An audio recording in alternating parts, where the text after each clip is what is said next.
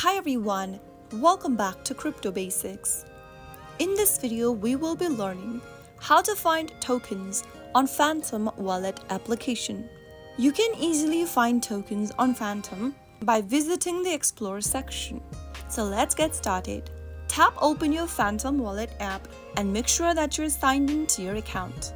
Once you're inside the home page, tap on the little clock kinda icon at the bottom right corner, which will open up the Explore page.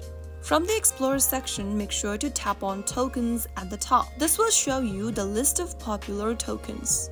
To search for a specific token, type in the token's name in the top inside the search box. Then you will be able to see the list of tokens that matches your search. You can also short tokens by tapping on the volume drop down at the bottom and short your tokens by gainers, losers, volume, and market cap. You can also filter the tokens by tapping on all networks drop down and short them by choosing the specific networks they reside on. And that's how you can easily find tokens on Phantom app. I hope the tutorial was helpful to you.